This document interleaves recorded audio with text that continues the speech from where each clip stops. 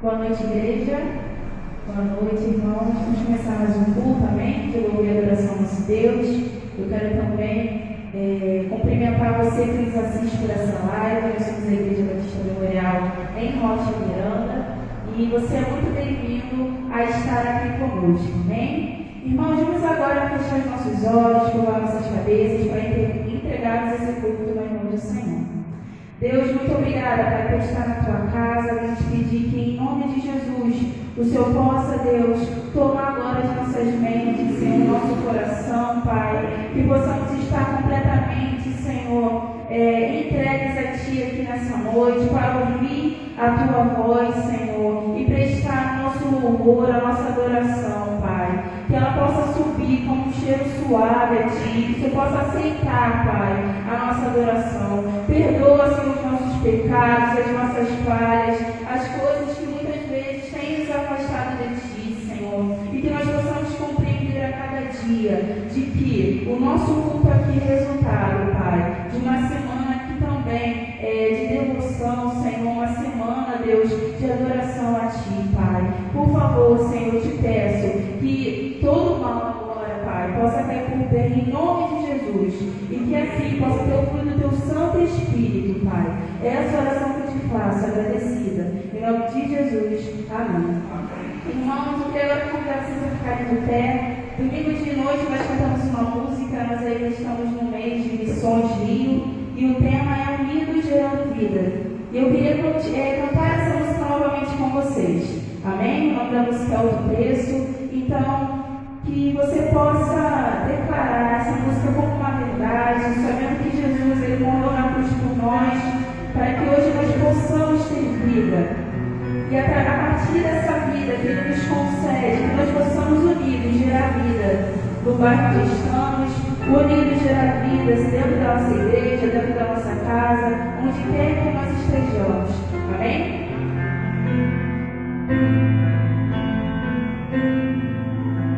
Eu sei que foi pago um alto preço para que contigo eu fosse meu irmão. Quando Jesus derramou sua vida, ele pensava em quem?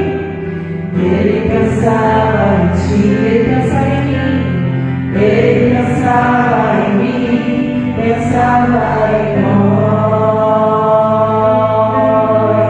Eu sei que foi pago um alto preço para que contigo eu fosse meu irmão. Quando Jesus derramou sua vida, ele pensava em ti,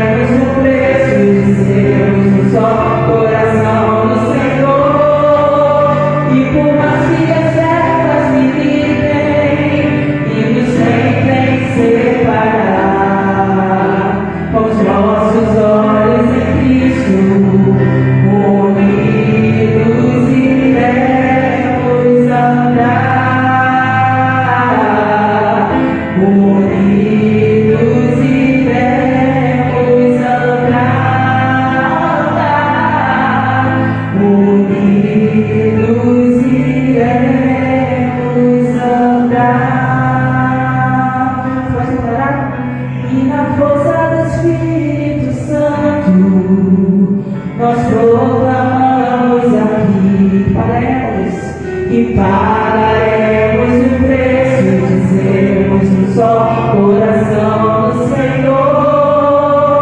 E por mais que as trevas me limitem e nos tentem separar, com os nossos olhos em Cristo, unidos iremos andar. Unidos iremos andar. Unidos iremos andar.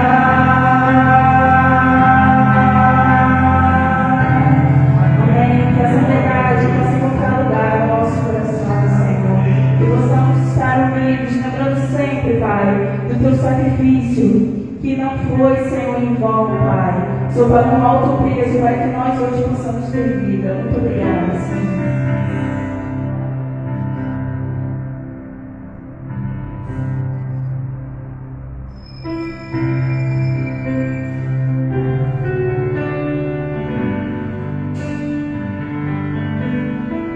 Só pra te adorar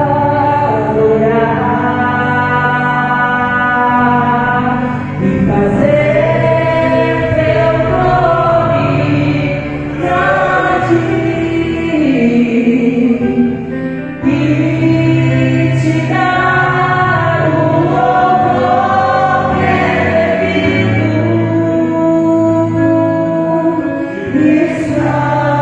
Estamos nós aqui,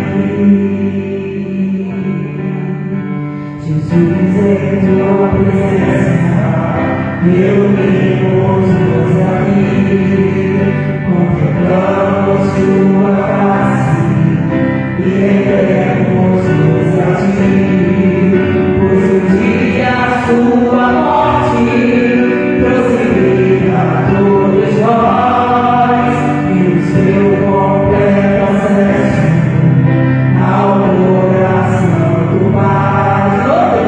Jesus, em tua presença, reunimos-nos aqui, contemplamos tua face e rendemos-nos a ti, pois um dia a sua morte prosseguirá todos nós e nos deu completo acesso ao coração do Pai. O véu que separava já não separa mais. A luz outrora apagada agora brilha e cada dia brilha mais. Só pra te adorar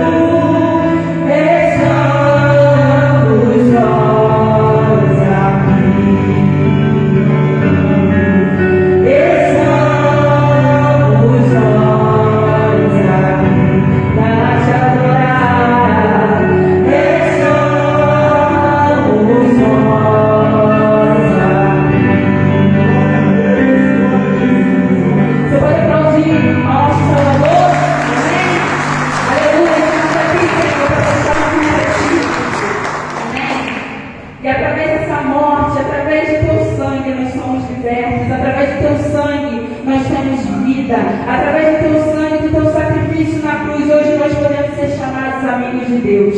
Amém?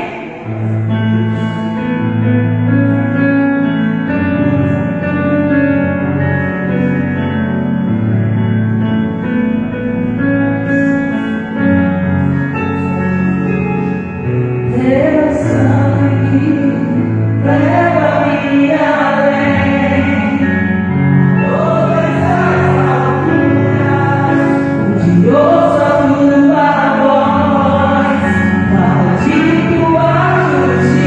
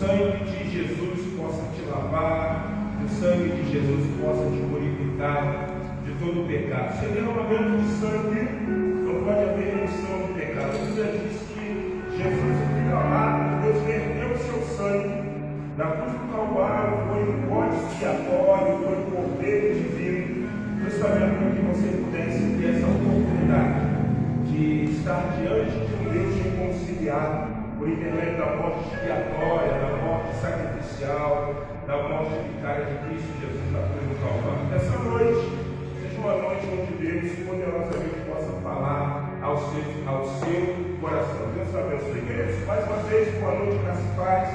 Estamos felizes que temos o privilégio, a oportunidade de estarmos na casa do Senhor nessa noite, para juntos engrandecermos o nome desse Deus, que é digno de toda a honra, de toda a glória. Em seu nome nós levantamos as mãos, em seu nome nós nos prostramos, no seu nome nós adoramos ao Senhor. Eu quero nesse momento compartilhar um texto da palavra de Deus com os irmãos, lembrando que sábado começa o congresso da MCM, no sábado, né, no chá que teremos, não é isso? Às 16 horas, é isso? 15h30, e no dia 27 à noite, o encerramento, né? 24/7, o encerramento, a Alessandra, a pastora Chile, vão estar ministrando a palavra do Senhor. Vai ser no domingo e no sábado extremamente abençoador. A Marcela falou para mim vir de calça preta, e eu vou ter que ir lá no shopping sábado comprar uma blusa branca, porque ela disse que eu vou ter que botar um laço rosa. Lilás, né? Graças a Deus não é rosa, é lilás. Então eu vou estar a caráter de MCM, celebrando com as irmãs esse congresso, acompanhando as irmãs nas suas vestimentas. Eu vou dizer assim, poxa, nós estamos vestidas do pastor, não veio a caráter de mulher cristã em missão, então vou estar de calça preta aqui, uma blusa, vou ver se eu compro uma polo branca e um lacinho lilás. Ele dá na sua Bíblia, no segundo livro dos Reis de Israel, capítulo de número 5. Eu queria que você prestasse bastante atenção nesse texto, porque nessa noite nós poderíamos estar enfatizando lições, Rio, que fala sobre a perspectiva da unidade. A minha filha Isabela, né, trouxe um cântico que ressalta isso. Mas, pensando, conversando, o Espírito Santo me direcionou nessa noite a falar um pouco com vocês sobre esse texto, que é a cura de um homem leproso chamado Naamã. Com certeza, vocês que estão assentados, você que nos assiste nessa live, vocês já ouviram uma palavra sobre Naamã. Então vamos lá, 2 Reis, capítulo 5, ok, Ariane? Olha o que diz o versículo de número 1. Naamã, comandante do exército do rei da Síria, era grande homem diante do rei da Síria, do seu senhor, e de muito conceito, porque por ele o Senhor dera vitória à Síria. Era ele herói da guerra, porém leproso.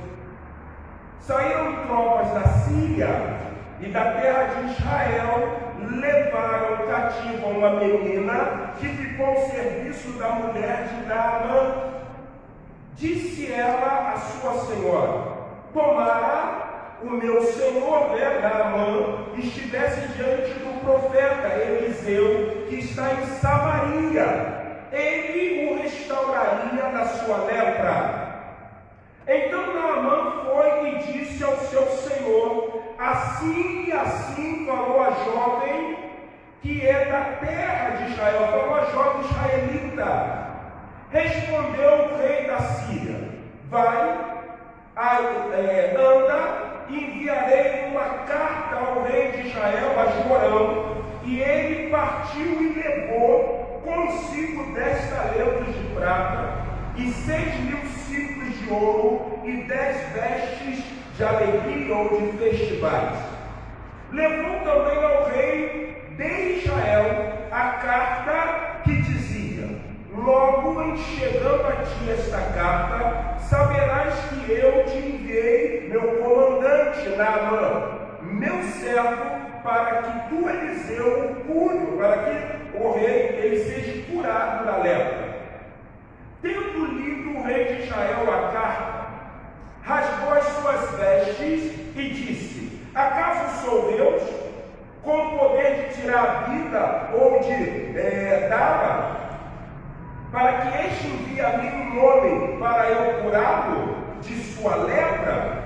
Notai, pois, e vede que este homem procura um pretexto para romper aliança comigo.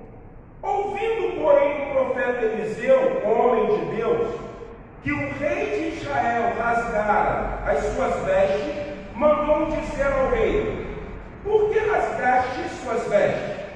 Deixe-o vir a mim, e saberá que ainda há profeta em Israel. Veio, pois, Naamã com os seus cavalos, com os seus carros, e partiu à porta da casa de Eliseu.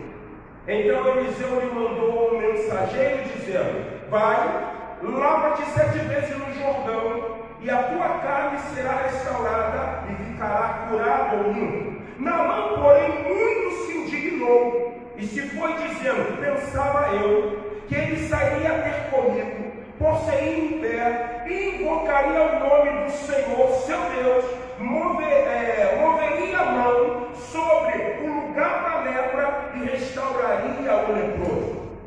Não são porventura Abana e Farpá, rios de Damasco, melhores do que todas as águas de Israel? Não poderia eu lavar-me neles e ficar limpo? E voltou-se e se foi com indignação. Então, se chegando ele aos seus oficiais, e lhe disseram: meu pai, se tu houvesse dito, meu pai, se te houvesse dito o profeta alguma coisa difícil, acaso não o faria? Quanto mais, já que apenas te disse: lava-te e ficará limpo. Então desceu e mergulhou no Jordão 7 vezes, consoante a palavra de Eliseu, homem de Deus, e a sua carne se tornou como a carne de uma criança, e Naamã ficou curado da lepra. Voltou Naamã, homem de Deus, ele e toda a sua comitiva.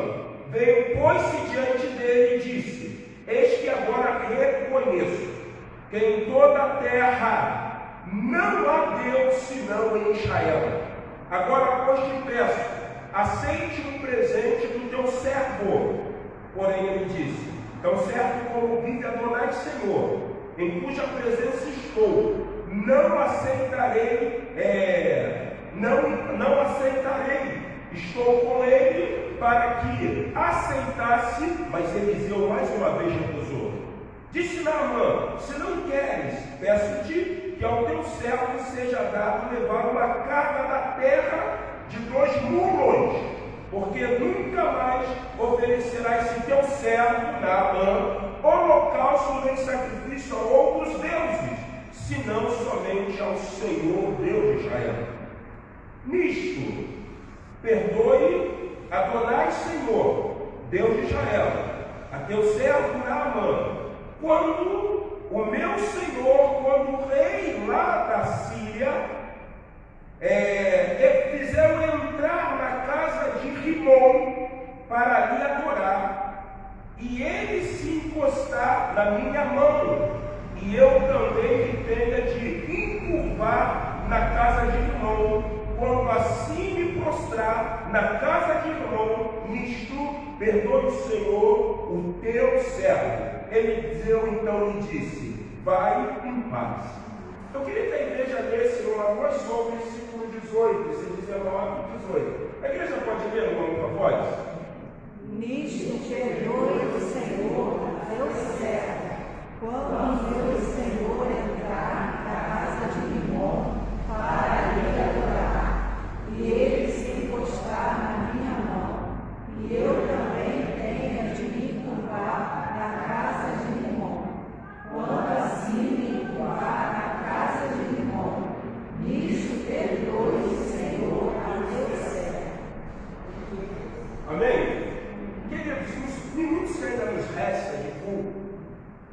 Eu fiz questão de ler o texto, mas eu quero me deter nesse versículo, que é o versículo de número 18. Se eu fizesse uma pergunta a vocês, esperando uma resposta, eu tenho certeza, convicção qual seria a resposta. A pergunta seria: esse texto ou esse versículo, como nós podemos explicar? Porque parece que ele é muito complicado. Você pega os textos bíblicos e você pega o Decálogo, e o Decálogo traz alguns mandamentos. Um dos primeiros mandamentos, todos nós lembramos: adorarás somente o Senhor teu Deus. Então, se eu analisar por essa vertente, eu vou dizer que quando Naamã fosse à casa do Deus dos sírios, Rimon, e ele se prostrasse no ato de adoração, é muito notório, é muito enfático que Deus não estaria o quê? Perdoando. Eu não poderia perdoar. Até porque você percebe uma coisa muito importante no texto. A primeira coisa, Naamã só era comandante do exército, mesmo sendo leproso, porque ele era um estrangeiro. Se ele fosse um hebreu, se ele fosse um israelita, se ele fosse um judeu, ele jamais seria comandante de um exército. A lepra era um sinônimo de juízo divino sobre a vida de qualquer homem, sendo ele da linhagem, sendo ele de descendência israelita, hebreia ou judaica. Você vai ver que o próprio Deus, lá em Levítico, terceiro livro, que traz a ideia dos cerimoniais, ele deixa bem claro que o homem leproso, ele tem que viver em cidade de leproso. Ele vai carregar sinos, ele não pode tocar em nada, porque se ele tocar é leproso, tem que ir diante do sumo sacerdote, ser purificado e assim sucessivamente. Outra coisa interessante, nós temos um homem leproso que comanda o exército. Segunda coisa, ele leva uma menina judia ou uma hebreia, como que? Escravo. Posso imaginar o celeuma, a preocupação que aquela menina vivia, porque ela sabia muito bem que se ela fosse liberada dali da Síria, ela voltasse para Israel, ela primeiro ia ter que passar pelo rito de purificação, porque ela conviveu com um leproso. Ela ia ter que se apresentar diante do sumo sacerdote, ela ia ter que depois oferecer a oferta, ela ia ter que fazer tudo conforme a lei manda. Até Jesus mesmo deixou isso claro para o leproso: vai e apresenta-te ao sumo sacerdote.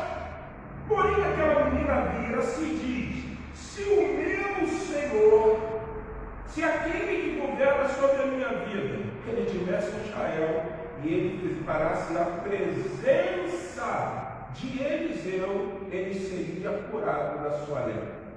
Irmãos, uma coisa muito interessante, ou uma das coisas muito interessantes, que existe várias, é que Deus, em todo momento, ele tem controle de tudo.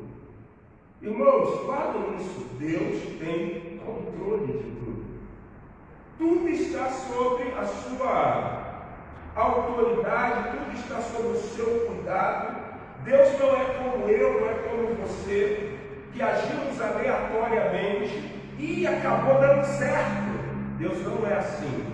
Havia um propósito de Deus, até porque o contexto cultural mostra que a tribo do norte, ela está indo na contramão do Senhor. Então, se vai dizer que para que saiba que há profeta, mostra claramente que Deus havia se calado. Deus não estava falando. Deus entregou o homem aos seus sentimentos, às suas vontades. O Novo Testamento fala isso lá em Romanos capítulo 11. As suas consciências, as suas paixões, para que o homem viva absolutamente, para que o homem ache que ele é Senhor, que ele é governador, ou melhor, que ele governa, que ele tem extrema autonomia. Isso é a pior coisa, ou o pior sentimento que eu e você podemos viver diante de Deus. É achar que nós temos controle de quê? De alguma coisa. Todos os homens, todos os personagens bíblicos que acharam que tinham controle, Eu vou usar um adágio bem conhecido, esse carinho do cavalo. E aí Deus está planejando algo. Porque quando Naamã ouve isso dessa menina, judia ou israelita ou hebreia, ele fala com o rei da Síria para mandar uma carta para Jorão. Vocês prestaram atenção na presunção de Jorão? O que esse homem está achando? Que eu sou Deus? Jorão precisava entender uma coisa que muitas vezes eu e você também precisamos entender. Como igreja, nós fazemos tudo em nome de Jesus. Como monarca, Jorão fazia tudo em nome de Deus. Como é que é o negócio? O rei da Síria mandou uma carta, chama o profeta. Esse deveria ser o posicionamento de quem? De Jorão. Você está vendo como é que Deus deixa o homem andar segundo o seu curso? Em nenhum momento, quando eu e você estamos andando, em todos os momentos, quando eu e você estamos andando segundo o nosso corpo, o nosso curso, Deus vai sempre estar em segundo lugar. E quando Deus passa a estar em segundo lugar, isso mostra claramente que a nossa mente está cativa. Seja pelas nossas vontades, seja pelas nossas consciências, seja por aquilo que nós classificamos ou pensamos ser importante para nós. Eu vou resolver, deixa comigo. Jorão, rei de Israel, da tribo do norte, ele não estava entendendo a visão ou o preceito de Deus. E aí, provavelmente, algum palaciano que está ali perto do rei, viu quando ele leu a carta para Síria, comunicou isso. Isso chegou ao profeta, e aí ele disse: deixa ele vir, para que saiba que há o quê? Eu pensei que ia falar profeta. Prestou atenção? Para que ele saiba que haja o quê? Deus em Israel. Vocês estão entendendo? Se Naamã, quando dá a carta a Jorão, se Jorão sabe o que Deus está para fazer, qual seria a resposta dele, Jorge? Deixa ele vir, para que ele saiba que há o que em Israel? Chama-lhe. Quando Jorão ouve isso, a Bíblia diz que quem chega com presentes, sinônimo de muita aliança, e algo muito interessante, presente na cultura pagã. E você vê isso até hoje. No âmbito da idolatria, o que você percebe quando alguém tem devoção a um santo, quando alguém tem devoção a uma divindade? Ele sempre tem por finalidade o quê? Dar algo. É ou não é? Para Jesus é assim? Não. O que nós temos para receber tamanha salvação? Nada. O que nós vamos dar quando Deus nos abençoa? Nada. É porque nós sabemos que nós somos merecedores de nada. Então ele traz ali talento de prata. Porque a ideia dele é que Deus pode ser alcançado pela compra. E Deus não pode ser alcançado por méritos de barganha, de troca. O que Deus espera dos servos, que tem por finalidade compreender a comunicação dele, é fidelidade, coisa que Jorão o quê? Não tinha. Com certeza ele deve ter recebido. E aí vocês vão entender uma coisa muito interessante. Não era para ele ter recebido. Posso te perguntar, por que Jorão, ou melhor, por que o rei de Israel não poderia ter recebido isso? Alguém pode me dizer o porquê? Vocês não lembram? Simples, gente. Quando Naamã chega para o profeta, ele diz assim: eu quero te presentear. O que o profeta diz? O resto do versículo você lembra? Quem é que pega o que era para ser dado a Eliseu e recusar? Geazi, discípulo. Ele fica o quê? Quem toca no leproso, fica leproso. Jorão não poderia aceitar porque a lei dizia: se aquilo foi tocado por um leproso, aquilo é o quê? Imundo. Por isso que Eliseu não aceitou. Ele sabia que se ele aceitasse, ele ia infringir o mandamento de quem? Do Senhor. Não, não quero nada seu. Então permita-me levar um muro, uma carga de terra, porque eu reconheço Deus, eu caí à vontade. A prova maior disso, que não é uma invenção nem uma conjectura, o que a Bíblia quer nos ensinar, é que quando Naamã vai a Eliseu, ele espera que Eliseu venha, faça invocações, muito presente no paganismo. Jesus deixou isso claro: quando orares, não usei de vãs repetições, não usei de invocações e nem de conjuros. Lembra os profetas de Baal? Eles invocando, chamando, gritando, se flagelando, conjecturando, fazendo o que chamam no paganismo de conjuros de invocações. E aí ele está falando mais alto que ele pode estar o quê? Dormindo. Eliseu não vai ter com Naamã. Por quê? Porque Eliseu é marrentão? Não. Porque ele sabia que Naamã era um homem leproso. O que você vê no segundo momento? Quem está conversando com Eliseu? Quem está conversando com Eliseu? Naamã, porque ele já estava o quê? Irmãos, nós precisamos entender como Deus trabalha. Deus ele não trabalha pelo raciocínio lógico nosso. Vocês já viram isso? Deus trabalha pelos princípios que Ele estabelece. Mas sabe o que eu quero dizer para você? Dentro dessa perspectiva de nós estarmos unidos ao Senhor, buscando ao Senhor, nós precisamos ter compreensões. Presta bem atenção: o que é pecado, gente? Pecado é a operação da lei. Para ficar mais simples, vocês aprenderam que pecado é errar o alvo. Quantos lembram disso? Pecado é simplesmente a operação da lei que leva o homem a desobedecer. E quando eu olho esse texto torna-se para mim extremamente desafiador. Por que, queridos? Nós muitas vezes praticamos coisas pecaminosas e nós não temos a compreensão que aquilo que nós estamos praticando como pecado desagrada a quem? Ao Senhor. Vocês querem entender uma coisa para ficar bem claro?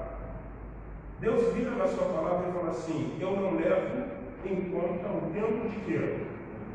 Quem está em Cristo é nova, as coisas velhas, e este tudo, isso é ignorância. Poxa, João, ele era adúltero. Maria era adúltera. Agora, João e Maria são servos de quem? De Deus. Então isso é o quê? Agora não. O problema, irmãos, é que nós estamos vivendo uma vida pecaminosa, sabemos que é pecado e continuamos numa vida de quê? De ignorância. O que eu quero que você entenda é o seguinte: eu creio que pecado sempre vai ser pecado, mas esse texto aqui traz uma coisa extremamente cultural. Calma que não terminou não, você vai entender. Quando Naamã entrasse dentro do templo, Deus não ia levar em conta ele se prostrando diante de quem? De irmão. Por quê? Porque Naamã era um homem de prestígio. Se Naamã ele não faz isso, ele ia comprometer todo o contexto cultural de um povo que é de paganismo. É correto? Não. Vocês querem entender? Por que Faraó mandou Israel ir embora? Porque Faraó percebeu o seguinte: esse povo está crescendo, está ficando muito poderoso, o Deus desse povo está trazendo praga. E qual foi a última praga? A morte dos? Poxa, um Deus que mata o filho de outro Deus, ele é mais do que? Ele fala o seguinte: se eu deixar esse povo aqui, daqui a pouco todo o Egito não vai me ter mais como Deus, mas vai ter como Deus quem? Aí o que ele diz para Moisés? Vai embora. Vocês prestem atenção, gente. Vai embora. O povo vai embora? Mas aí quem endurece o coração de Faraó? Deus. Vocês entenderam? O primeiro posicionamento era humano. Faraó falou o seguinte: se eu não mandar esse povo embora, eu vou perder o prestígio como divindade no Egito. Mas Deus está no céu dizendo assim: mas eu ainda não acabei não. Porque eu vou mostrar para o meu povo que eu sou ainda mais e mais do que poderoso. A Bíblia diz que Deus endureceu o coração de Faraó. E vocês lembram o que Faraó fez? Prepara os carros, os cavalos e os cavalarianos e vamos atrás desse povo. Quando eles estão indo atrás do povo de Israel, aqueles 600 mil que saem do Egito, viram para Moisés que está à frente e diz assim: trouxeste-nos aqui para morrer nesse mar? Não é isso que o texto diz? Deus está ali olhando e Moisés vira e fala assim: Senhor, e agora? O que tu tem nas tuas mãos? Ele tem um cajado. Então, toca nas águas. O mar o quê? E o povo passou de pé. E o que aconteceu com o Faraó? Seus cavalos foram passar Naamã. Aqui está no contexto cultural, gente. Ele reconhece que Deus é poderoso, porque no Velho Testamento, como é o conhecimento a respeito de Deus? Pelos feitos que a divindade que realizava. Vocês lembram lá de Raquel, que tinha um Baal, um poste ídolo? Vocês lembram que Israel o que fazia? Nós sabemos que Deus é o único e poderoso, não tem isso. Mas eles adoravam o quê? Baal e Astartes. E isso trazia a Deus o quê? Ira.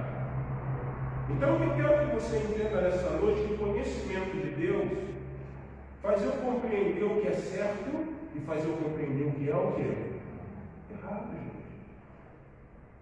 Se você não quer mudar a sua vida porque é bom para você do jeito que está, então você está cometendo o quê? Vocês estão entendendo? É assim que Deus trabalha.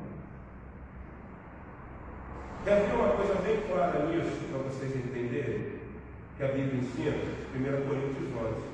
Antes de comer o pão e antes de beber o quê? O cálice. O que o texto diz? Lembra? Examine-se o homem. Porque quando eu faço um autoexame, gente, o Espírito Santo está dizendo para mim assim: você não poderia estar nesse público.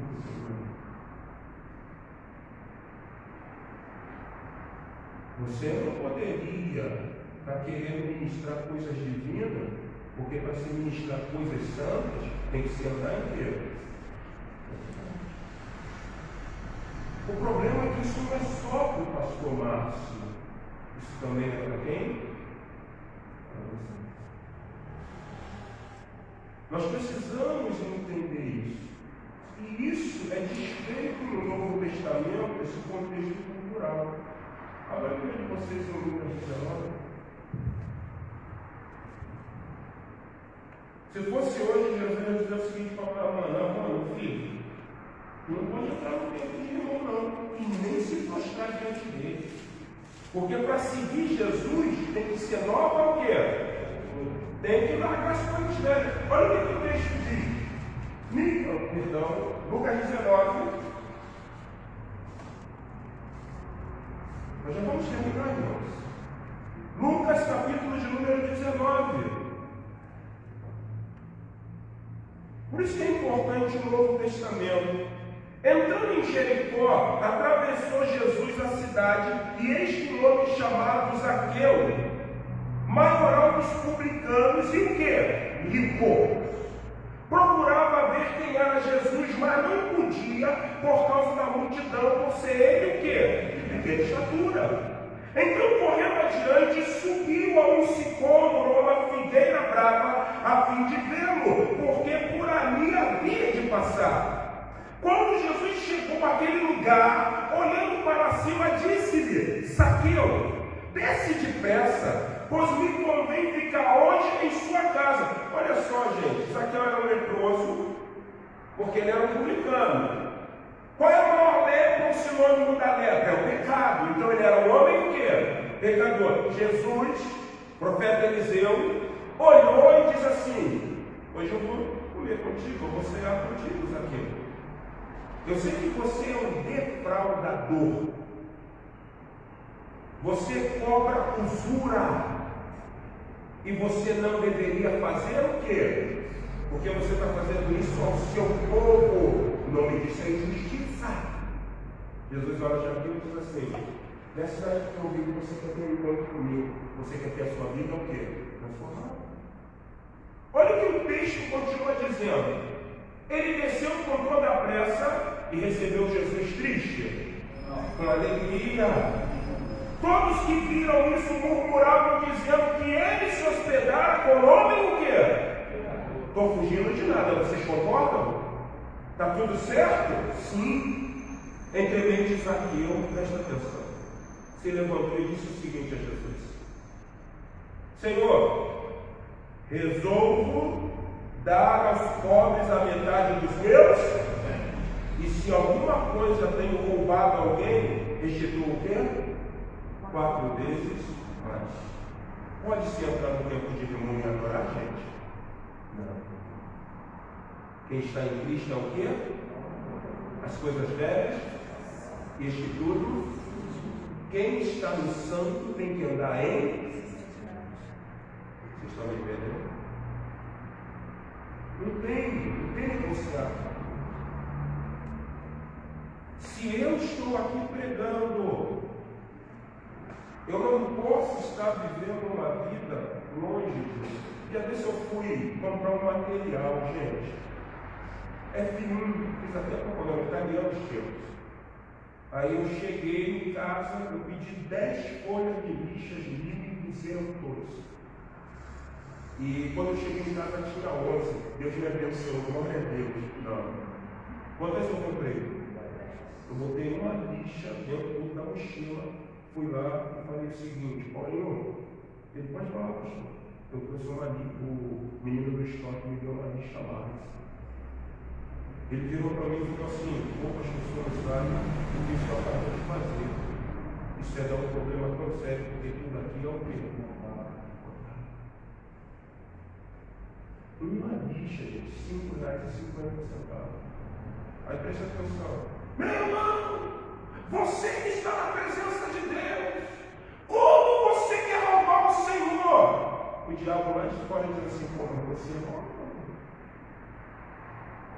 Lembra, gente, não existe pecado, nem pecadinho, nem.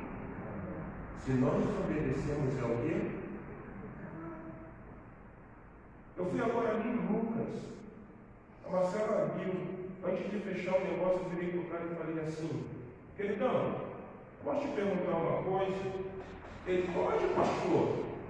Esse produto é roubado? Ele: não, pastor. Não, que isso, não é não. O senhor pode vir aqui, está na caixa novo. Eu trabalho com isso. Porque se for roubado, eu não quero. Quando eu cheguei lá para pegar com um amigo, que teve uma carretinha, o produto não dá dentro do carro, eu entreguei um negócio a ele, que eu comprei fazendo uma troca. E eu tinha que dar ele mais um dinheiro. Quando eu falei assim: ó, tá aí o produto, eu peguei com a menina, casualmente aqui na Marupiara, que eu vim pegar esse produto. O produto está aqui, falou com ela me entregou, o produto está aqui. Aí eu falei assim: então eu tenho que te dar X, né?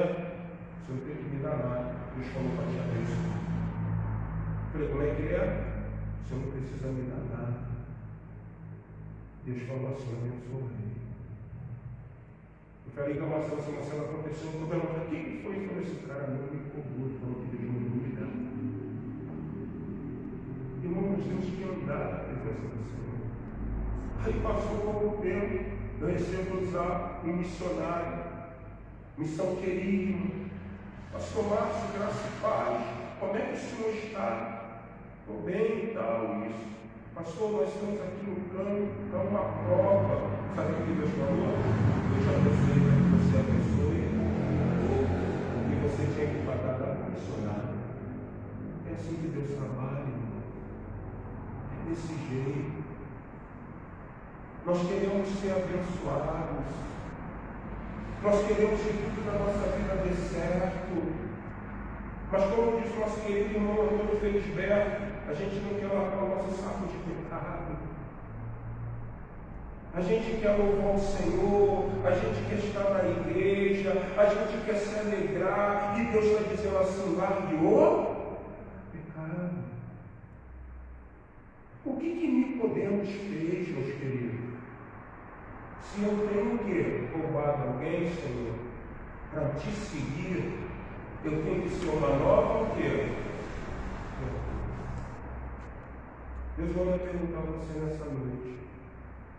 Você vive o contexto cultural de Naamã, que não quer perder um prestígio, ou você vive o contexto de Jesus, o Salvador, que diz que você tem que ser uma nova?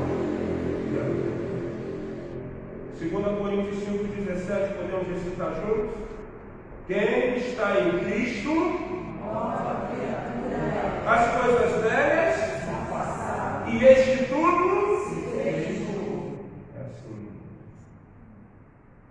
Se você quer ter um pecado como bichinho de estimação, você está vivendo o contexto cultural de Naamã. Quem anda no santo, come do santo. Quem anda no santo, ministra o santo. Quem anda no santo, vive no santo. Nós não temos aurelazinha, né? E não estamos dizendo que nós não podemos errar. Amém, irmãos? Mas procuramos em todo momento estar vivendo uma vida que agrade quem? O Senhor. Porque Deus está dizendo para cada um de nós: se vocês estão pecando, sabendo que é pecado, vocês se tornam indesculpáveis diante de quem? De mim, dos anjos, das suas testemunhas que estão ao redor. Nós não fomos chamados para viver o contexto não. Nós fomos chamados para viver o que Zaqueu publicano viveu. Não, Senhor. Recebi o Senhor com o olhar de alegria. O Senhor olhou para mim. O Senhor se tornou meu melhor amigo. Então, se eu tenho roubado, se eu tenho andado contrário, eu estou dizendo que eu quero marcar isso e viver o que o Senhor diz na tua palavra. Porque é isso que Deus espera de nós. Amém, irmãos? Vamos colocar em pé. Vamos ser o cantor no número 73 do nosso cantor cristão. Olha que lindo que nós vamos cantar. Nós estamos finalizando o nosso culto nessa noite.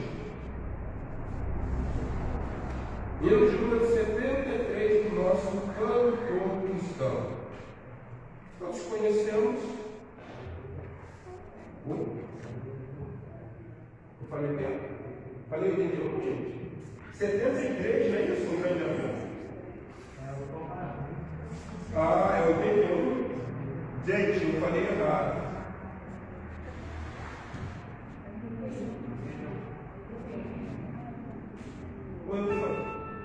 Tem um amigo que não vou mexer. Eu gosto também falar de amigo, mas eu entendi um pouco de início. Vamos declarar?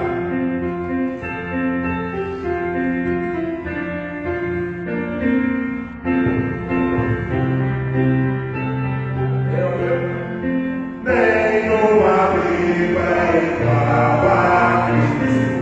Não é um, não é um. Oh,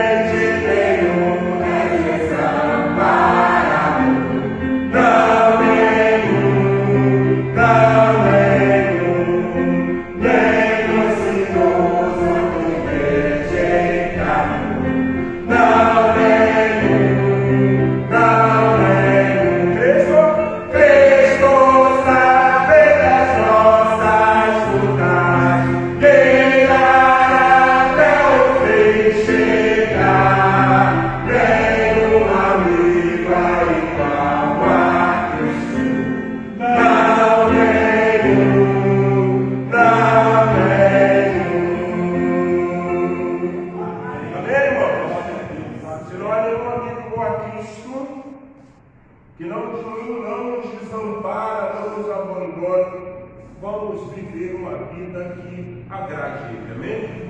Não vamos viver a questão cultural de Naamã, vamos viver a metanoia, a transformação, que temos como exemplo na citação de Lucas, no capítulo 19, quando fala de Zaqueu publicano, e na orientação paulina, quando ele escreve na sua segunda epístola, no capítulo 5, verso de número 17. Metanoia, mudança de mente, nova criatura. Vamos orar? Amém? Senhor, em nome de Jesus, queremos te agradecer por este culto, pedir que o Senhor nos leve sobre a tua graça e paz. Essa palavra alcance os corações, onde tenhamos entender que o Evangelho não é cultural, o Evangelho é transformação. Por isso que a palavra fala, transformação. Obrigado, Senhor, por tudo. Leva-nos sobre a tua graça, sobre a tua paz e continue nos abençoando. Choramos, crendo, agradecidos no nome de Jesus. Amém. Amém. E aí você pode se assentar. Quero agradecer você, graça e paz de Deus, poderosamente abençoe a sua vida. Shalom.